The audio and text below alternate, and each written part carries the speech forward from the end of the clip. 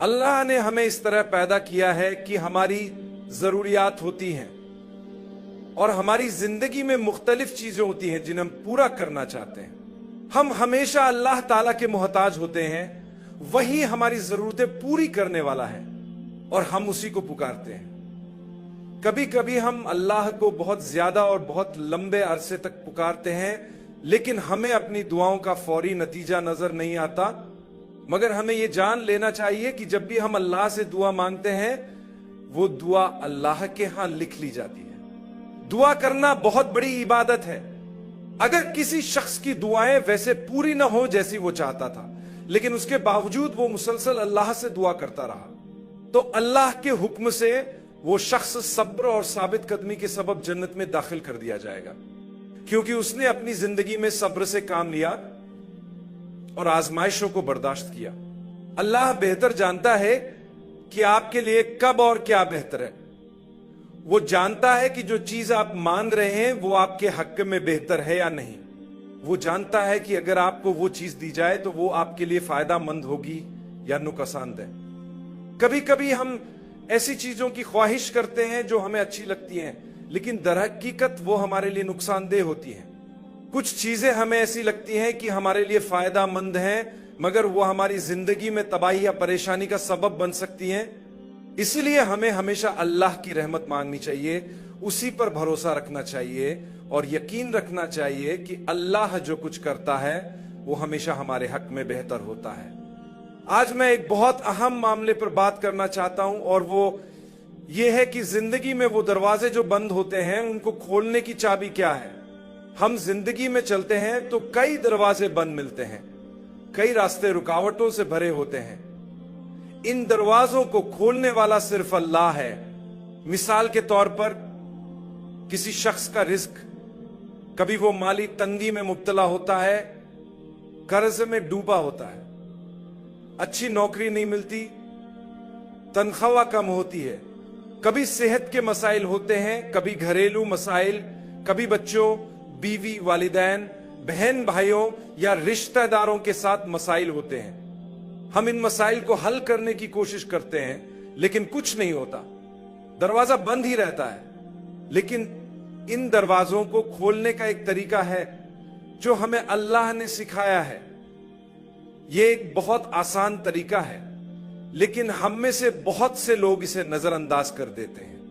شیطان ہم پر اتنی محنت کرتا ہے کہ جو چیزیں اللہ نے ہمارے لیے آسان رکھی ہیں، شیطان ہمیں وسوسے ڈال کر یہ بتاتا ہے کہ یہ بہت آسان ہے، یہ حل نہیں ہو سکتا، تمہیں اس سے زیادہ کچھ کرنا ہوگا. حالانکہ اللہ فرماتا ہے کہ یہی حل ہے.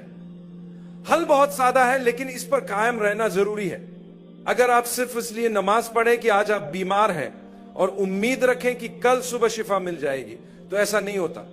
آپ دعا کریں، اللہ سے التجا کریں، کیونکہ آپ کو مالی مشکلات کا سامنا ہے، اور یہ امید کریں کہ کل صبح کوئی 2 ملین آپ کے قدموں میں ڈال دے گا، تو ایسا فوری طور پر نہیں ہوگا. اللہ ایسا کر سکتا ہے، مگر وہ ایسا نہیں کرے گا، کیونکہ جب انسان مشکل میں ہوتا ہے تو اس کا دل نرم ہو جاتا ہے. جب کوئی بیمار ہوتا ہے یا مالی مشکلات میں ہوتا ہے تو کیا وہ مسجد نہیں جاتا؟ کیا وہ اللہ سے گڑ گڑا کر دعا نہیں کرتا؟ کیا وہ اپنے گناہوں پر آنسو نہیں بہاتا؟ کیا وہ اللہ سے نہیں کہتا یا اللہ میں نے جو زنا کیا معاف کر دے، میں دوبارہ نہیں کروں گا. میں نے جو شراب پی معاف کر دے، میں دوبارہ نہیں پیوں گا. میں نے جو جوا کھیلا معاف کر دے، میں دوبارہ نہیں کھیلوں گا. لیکن یا اللہ اب میرے ساتھ ایک بہت بڑی مشکل ہے، میری مدد فرما.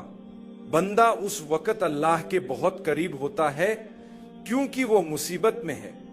بعض اوقات اللہ اپنی رحمت سے بندے کو اسی حالات میں رکھتا ہے تاکہ وہ اللہ کے قریب رہے، کیونکہ اگر فوراً سب کچھ دے دیا جائے تو شاید بندہ اللہ کو بھول جائے. لیکن ان دروازوں کو کھولنے کی ایک چابی ہے، اور وہ چابی بہت سادہ ہے، استغفر اللہ. یہی چابی ہے جو بند دروازوں کو کھولتی ہے. استغفر اللہ کا مطلب ہے اے اللہ میں تجھ سے بخشش چاہتا ہوں، مجھے معاف فرما. ہم میں سے بہت سے لوگوں کو غلط فہمی ہوتی ہے کہ صرف گناہ کرنے کے بعد ہی استغفار پڑھنا چاہیے، لیکن ایسا نہیں ہے۔ چاہے ہمیں کوئی خاص گناہ یاد ہو یا نہ ہو، پھر بھی ہمیں استغفار پڑھنا چاہیے۔ یہی دنیا اور آخرت کی بھلائی کے دروازے کھولنے کی چابی ہے۔ ہمارا ایمان ہے کہ رسول اللہ صلی اللہ علیہ وسلم بے گناہ اور معصوم ہیں، آپ سب سے کامل انسان ہیں، اللہ کے سب سے برگزیدہ نبی ہیں۔ لیکن حدیث میں آتا ہے کہ آپ صلی اللہ علیہ وسلم دن میں 70 سے 100 مرتبہ استغفار پڑھا کرتے تھے۔ کیا آپ نے کبھی سوچا کہ جب وہ بے گناہ تھے تو پھر کیوں استغفار کرتے تھے؟ اس کا جواب یہ ہے کہ استغفار بھلائی کے دروازے کھولنے کی چابی ہے۔ جو کچھ آپ چاہتے ہیں اللہ سے معافی مانگیں، لیکن استغفار دل سے ہونا چاہیے، صرف زبان سے نہیں۔ اگر آپ دل سے ایک مرتبہ یا اللہ مجھے معاف کر دے کہہ دیں، یہ 1000 مرتبہ بغیر توجہ کے کہنے سے زیادہ اثر رکھتا ہے۔ اگر آپ کو عربی میں مشکل ہو تو اپنی زبان میں کہیں یا اللہ مجھے معاف کر دے، آپ اس کے اثرات خود دیکھیں گے۔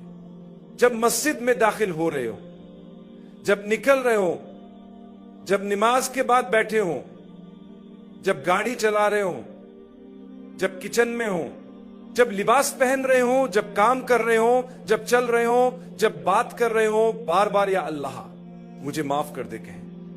اگر آپ روزانہ 100 مرتبہ استغفار کر لیں تو زندگی کے سارے بند دروازے کھل جائیں گے۔ میرے بھائیوں اور بہنوں، یہ اتنا طاقتور جملہ ہے کہ یہ آپ کو سیدھا جنت تک لے جا سکتا ہے۔ ایک دن ہم سب کو مرنا ہے۔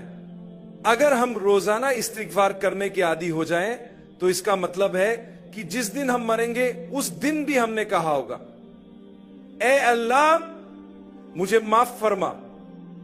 ہر بار جب ہم استغفار کہتے ہیں وہ نام میں اعمال میں لکھ لیا جاتا ہے، اور جب ہم اللہ تعالیٰ کے حضور پیش ہوں گے اور ہمارے اعمال نامے سامنے رکھے جائیں گے تو وہ دیکھے گا کہ اس بندے نے مرنے سے پہلے اس دن 30 بار اے اللہ مجھے معاف فرما کہا۔ کیا آپ سمجھتے ہیں کہ سب سے زیادہ رحم کرنے والا، سب سے زیادہ مہربان اور سب سے زیادہ بخشنے والا آپ کو معاف نہیں کرے گا؟ کیا وہ آپ کو جہنم میں ڈال دے گا؟ ہرگز نہیں۔ اللہ تعالیٰ کبھی بھی آپ کی سچی توبہ کو رد نہیں کرے گا۔